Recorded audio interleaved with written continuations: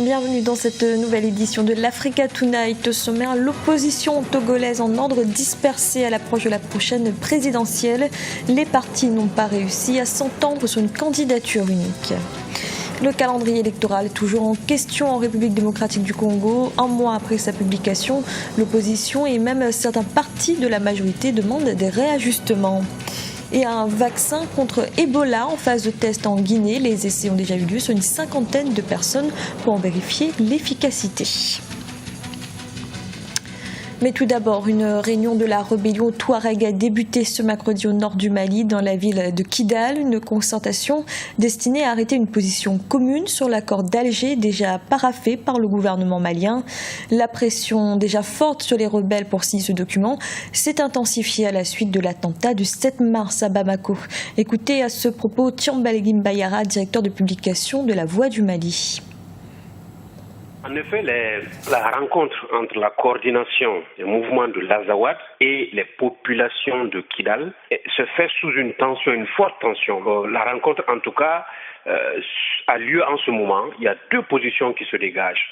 La première position, il y a ceux qui sont favorables au statu quo, c'est-à-dire la non-signature des accords et la reconduction tacite de leurs revendications centrales, le régionalisme, le fédéralisme poussé avec tout ce qui s'ensuit. Et une autre grande partie qui est beaucoup plus réaliste, qui dit que trop c'est trop, il est temps de faire la paix.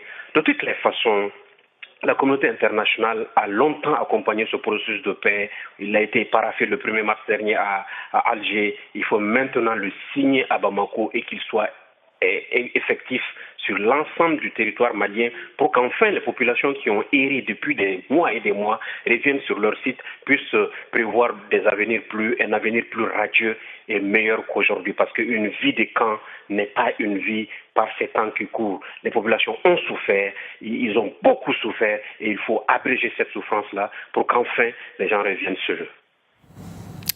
Au Togo, le vœu d'une candidature unique de l'opposition ne s'est pas réalisé.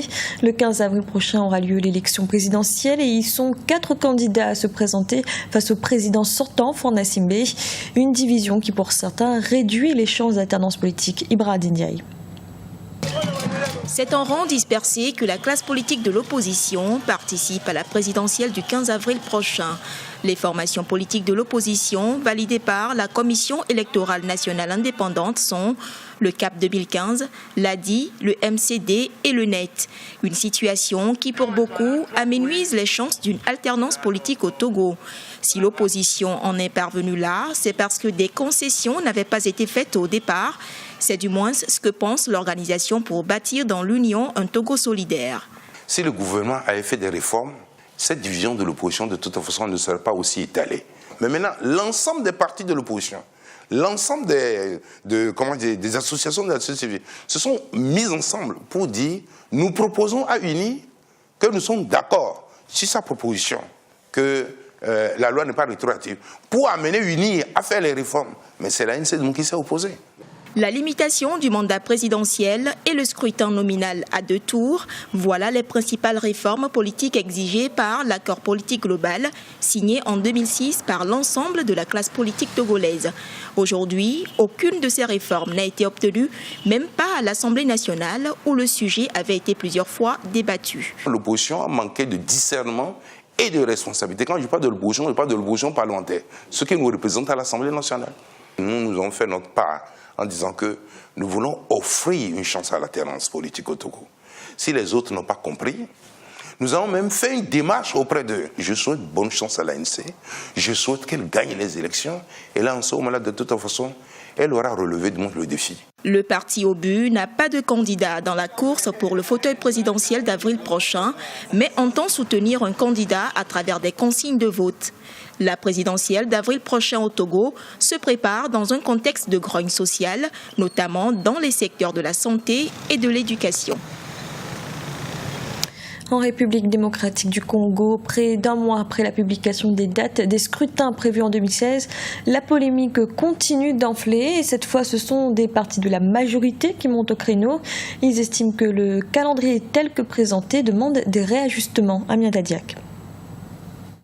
En République démocratique du Congo, le calendrier de tous les scrutins publiés en février dernier par la Commission électorale nationale indépendante continue de faire polémique et pour la première fois, des voix discordantes au sein de la majorité se font entendre. Elles s'inquiètent sur ce calendrier qu'elles jugent trop serré. Pour ma part, je suis de ceux largement majoritaires qui pensent que le calendrier électoral publié par la CENI a le mérite de permettre une plus grande visibilité du processus électoral et de servir d'instrument de gestion de celui-ci. Cependant, il appelle quelques observations qui nécessitent quelques réaménagements afin de le rendre plus réaliste, plus rationnel, plus opérationnel et plus efficace. Pour les spécialistes, il s'agit pour certains partis de la majorité de tirer la sonnette d'alarme en ce qui concerne l'équivoque système actuel de décentralisation et reconsidérer la proposition de l'opposition. Que le gouvernement ou que les forces proches du pouvoir interviennent dans ce débat-là pour soit dénoncer un peu l'ambiguïté de l'opposition qui exigeait que les élections aient lieu en temps et en heure et maintenant qui demande la modification de ces calendriers. On a vu Etienne Tshisekedi le suggérer. Ça rentre dans les jeux politiques aujourd'hui normal en RD Congo qui voudrait justement faire que on sorte des part et d'autre de l'ambiguïté. La tenue des prochains scrutins est au cœur de vives tensions politiques en République démocratique du Congo, mais pour le moment, la CENI maintient son calendrier qui prévoit la tenue des élections des députés provinciaux et les locales le 25 octobre 2015, les sénatoriales le 17 janvier 2016 et des gouverneurs de province le 31 janvier 2016. En Tanzanie, plus de 40 personnes ont péri ce mercredi dans une collision entre un bus et un camion. Le bus aurait percuté le camion venant s'en servir à hauteur de la localité de Changarawe dans le centre du pays. 23 passagers du bus seraient également grièvement blessés. Il s'agit du plus grave accident du genre en Tanzanie depuis 2006. La phase finale des essais du vaccin contre le virus Ebola est en cours en Guinée. Les échantillons ont été testés sur une cinquantaine de personnes depuis le 7 mars dernier. Ces essais doivent permettre de vérifier l'efficacité et l'innocuité du vaccin. Idelette Mirabal-Bissou. La phase finale des essais pour tester le vaccin du virus Ebola est lancée en Guinée. L'efficacité du vaccin BSV-Ebov sera confirmée par les chercheurs à l'issue de cette étape. Le vaccin a été développé par l'Agence de santé publique du Canada et sera testé sur l'entourage des personnes porteuses du virus.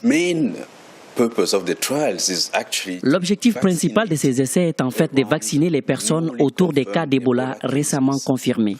Nous allons vacciner entre 50 et 100 contacts de ces cas confirmés d'Ebola. Cela nous permettra de déterminer les effets de cette vaccination dans les semaines suivantes. Les vaccinations auront lieu dans les localités de Basse-Guinée, région où de nombreux cas de personnes infectées ont été confirmés. La Guinée, le Libéria et la Sierra Leone souhaitent mener ces essais de vaccins sur leur population. Au Libéria, les chercheurs espèrent que l'entourage des nouveaux cas de personnes infectées sera réceptif aux tests. Il y a eu une phase 1 et 2 des essais qui nous ont démontré que les vaccins sont réellement sans danger et qu'ils produisent des anticorps. Maintenant, il est temps de déterminer si les anticorps ont un effet de neutralisation pour protéger contre le virus Ebola. Depuis le début de l'épidémie, plus de 23 900 cas ont été confirmés. 500 agents de santé contaminés sont décédés dans ce qui est considéré comme l'épidémie Ebola la plus meurtrière en Afrique subsaharienne. C'était le journal de la rédaction. Merci de l'avoir suivi. Retrouvez dans un instant une nouvelle édition de l'information.